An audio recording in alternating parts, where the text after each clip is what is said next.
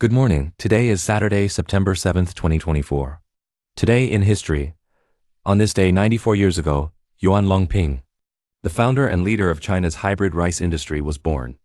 Known as the father of hybrid rice, he pioneered hybrid rice technology and developed a super hybrid rice technology system.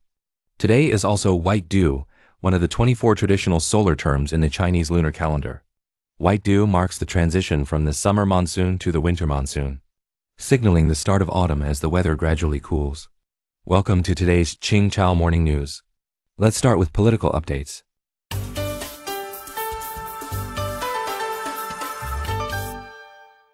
Former Philippine Mayor Alice Guo and 35 others charged with money laundering. Comprehensive news from Manila. On August 30th, the Philippine Anti-Money Laundering Commission, the Presidential Commission Against Organized Crime, and the National Bureau of Investigation submitted a complaint to the Department of Justice. The complaint charges former Mayor Alice Guo and 35 others, including her family and business partners, with 87 counts of money laundering involving up to 7 billion pesos. The funds are suspected to be linked to illegal activities such as human trafficking, securities violations, and fraud. The Anti-Money Laundering Committee stated that Alice Guo was the main suspect, transferring funds through multiple entities to a real estate company's account. Guo is a shareholder in this company, which leases property to an offshore gaming industry involved in illegal activities. Guo is believed to have fled to Indonesia. Myanmar plans nationwide census for October. Comprehensive news from Yangon. On September 1st, Myanmar military government leader Min Aung Hlaing announced a national population and family census will be conducted from October 1st to 15th, with data to be used in next year's general election. He urged the public to answer all census questions accurately, as the information is crucial for administrative purposes. Following the military coup in 2021, Myanmar has experienced ongoing violence and instability, leading to repeated delays of promised elections. The National Unity Government, formed by the opposition, has criticized the military government, alleging that the census is a pretext to gather information for intimidation and to stage a false election.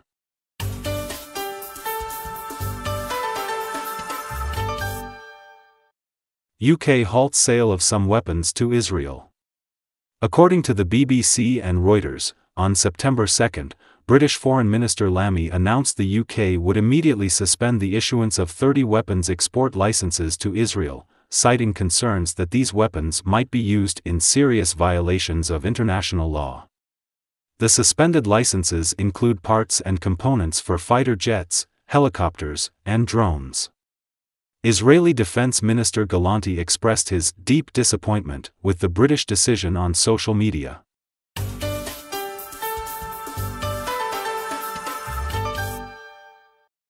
Malaysia's Perikatan Nasional forms investment company across 4 states.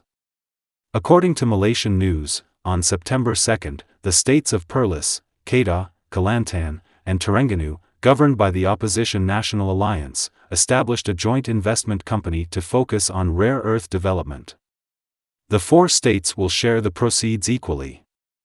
The National Alliance has criticized the federal government led by Prime Minister Anwar for not allocating fair resources to PN states. In September last year, the National Alliance formed a 4-state agency and appointed former Prime Minister Mahathir as an unofficial advisor to attract investment from Japan, China, South Korea, and the Middle East. The group is currently negotiating with companies from these countries but has not disclosed the potential investment amount. Cambodia's construction sector attracts $2.5 billion in investment in first half.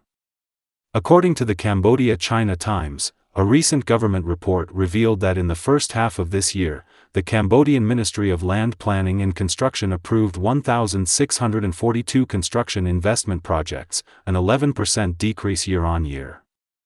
Investment in the construction industry reached $2.53 billion, down 8% from the previous year. The Ministry of Finance and Economy forecasts a slow recovery for the construction and real estate sectors, key pillars of the Cambodian economy, in 2024. Cambodian Prime Minister Hun Manet announced a series of incentive measures last November at a government-private sector forum to support the recovery of these industries.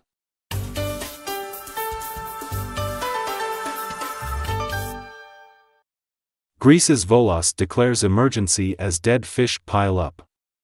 The Athens news agency reported that the port city of Volos in central Greece has declared a state of emergency due to an overflow of dead fish. Located about 170 kilometers north of Athens, Volos is facing its second environmental disaster after last year's severe flooding in Thessaly. Analysts attribute the fish die-off to last autumn's storm, which flooded approximately 20,000 hectares in Thessaly. Freshwater fish were carried to Volos and the Pagasetic Bay and Aegean Sea, where they could not survive. The local restaurant and bar association noted an almost 80% drop in tourism since the floods, exacerbated by the current fish carcass overflow.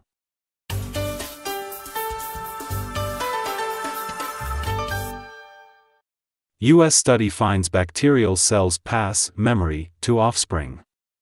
According to Xinhua news agency, a recent U.S. study found that bacterial cells can remember short-term changes in themselves and their environment, passing this memory to their offspring. Researchers used mathematical models of regulatory networks to simulate temporary inactivation and reactivation of genes in Escherichia coli. They discovered that these brief perturbations can produce long-lasting changes, potentially inherited across generations. This effect may also occur in other organisms, as their regulatory networks can be as complex or even more sensitive than those in Escherichia coli.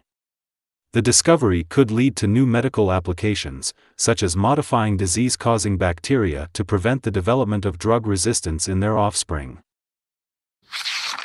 According to Tsai Lian Press, the main industrial silicon futures SI 2411 contract recently fell below 10,000 yuan per ton, closing at 9,615 yuan per ton, a decrease of 4.85%. That's all for today's Qingchao Morning News. Thanks for watching. Join us at the same time tomorrow.